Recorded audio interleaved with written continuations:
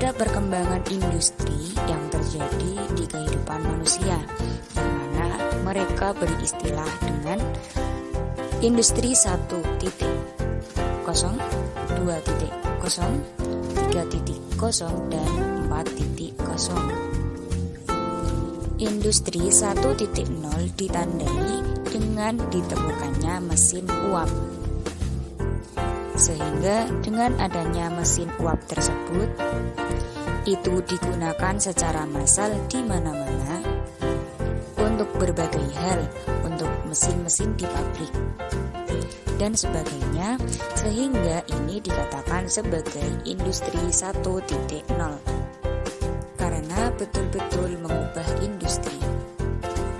Yang kedua, kurang lebih 100 tahun kemudian, 1800 sekian, itu ditandai dengan ditemukannya listrik yang bisa didistribusikan ke tempat-tempat yang luas, ke rumah-rumah, tempat-tempat bekerja, dan lain sebagainya.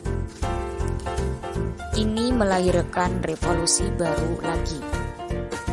Hal-hal yang tadinya tidak bisa dilakukan menjadi terbuka untuk dilakukan dengan adanya listrik di mana-mana, termasuk mesin.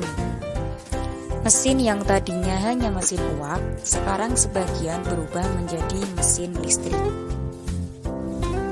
Sekitar tahun 1900 sekian, mulailah ditemukan komputer yang awalnya hanya digunakan untuk penelitian, lalu di lingkungan terbatas di pemerintahan, khususnya pemerintah Amerika. Lalu perlahan-lahan itu menjadi barang komoditas bisnis yang bisa dibeli oleh siapapun dan menyebar ke seluruh dunia.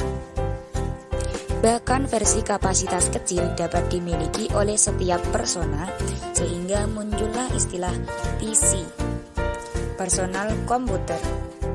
Komputer dipakai di mana-mana, sehingga mulailah era industri komputer. Era ini disebut industri 3.0. Ditambah dengan ditemukannya internet. Internet dengan komputer bergabung untuk melahirkan sesuatu yang luar biasa.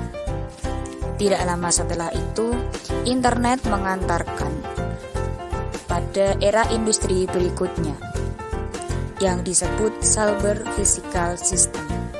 Ada teknologi-teknologi kunci dalam era ini yang dikatakan paling strategis ialah AI, Artificial Intelligence, kecerdasan buatan. Hal-hal yang tadinya hanya bisa dilakukan manusia dengan AI, sekarang bisa dilakukan dengan sistem yang berbasis AI. Selain itu, robotik, big data analitik, IoT atau Internet of Things, virtual reality, dan sebagainya. Akhirnya melahirkan era industri baru yang kita alami hari ini. Jadi kalau kita bicara tentang industri, kita berada di era industri 4.0. Lalu teman-teman, apa yang terjadi di dunia ini? Belum berakhir revolusi 4.0, kita sudah masuk ke era society baru lagi, yakni society 5.0. Ini adalah suatu konsep yang dipaparkan oleh masyarakat Jepang. Apa itu society 5.0? Nah, di sini kita akan belajar mengenai society 1.0 Society sampai 1.5, yakni fase di mana masyarakat pada saat itu hidup dengan berburu dan berkumpul bersama. Masyarakat pada saat itu berburu bersama dan berkumpul untuk bisa hidup, makan, dan berkembang biak. Setelah fase society 1.0, masuklah manusia ke dalam society 2.0. Pada fase ini, masyarakat sudah sedikit berubah, yakni tidak lagi bekerja dengan berburu, tetapi mereka hidup dengan bertani atau bercocok tanam. Mereka menanam sayur, buah-buahan, dan mereka hidup dengan memakan apa yang mereka tanam. Setelah berburu, bertanam, masuklah manusia ke dalam Society 3.0, yakni fase industri, di mana pabrik-pabrik mulai berkembang dan masyarakat pun mulai berubah. Mereka tidak lagi berburu, bercocok tanam, namun mereka bekerja di pabrik-pabrik yang berkembang pada saat itu.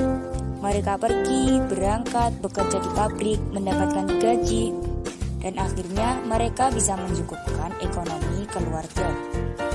Pada fase Society 4.0, manusia tidak lagi bekerja di pabrik, tetapi mereka bekerja dengan menggunakan informasi.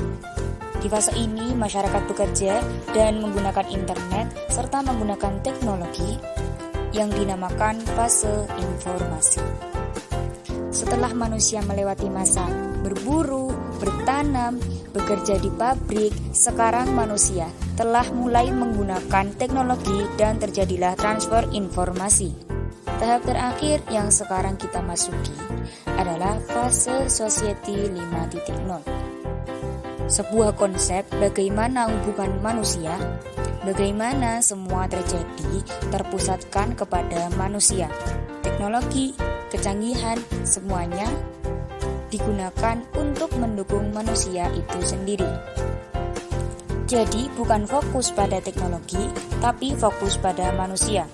Artinya, semua teknologi yang ada digunakan untuk manusia.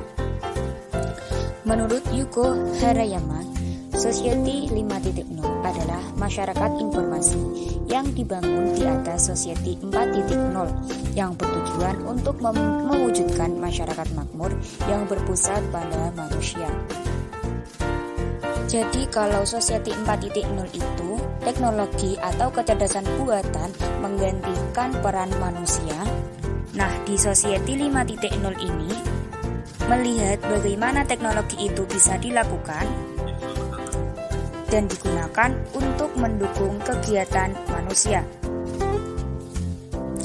Teknologi pada intinya adalah alat-alat ciptaan manusia yang ditemukan untuk memudahkan manusia menjalankan aktivitas kehidupannya. Tapi pada kenyataannya saat ini, teknologi tidak hanya memiliki fungsi seperti demikian. Teknologi sekarang menjelma menjadi bagian hidup dan gaya hidup dari setiap manusia itu sendiri. Banyak fungsi teknologi yang bisa dimanfaatkan oleh manusia. Misalnya kita tahu bahwa teknologi pada saat ini bisa memudahkan kita sebagai manusia dalam berkomunikasi. Seolah-olah jarak antara manusia yang satu dengan manusia yang berada di belahan dunia lain itu sangat dekat. Di mana pada zaman dahulu hal ini tidak mungkin bisa dirasakan manusia atau bahkan berkomunikasi dengan manusia di belahan dunia lain merupakan hal yang tidak masuk akal saat sebelum ditemukannya teknologi seperti yang bisa kita rasakan saat ini. Teknologi dan manusia tak akan pernah bisa dipisahkan. Manusia selamanya akan tetap membutuhkan teknologi dalam mempermudah aktivitasnya. Manfaat dari teknologi akan bisa dirasakan apabila manusia itu sendiri bijak dalam menggunakannya. Sehingga teknologi yang terus berkembang kelak mungkin akan terus membawa ke kehidupan peradaban manusia yang lebih maju dari era sekarang yang kita alami.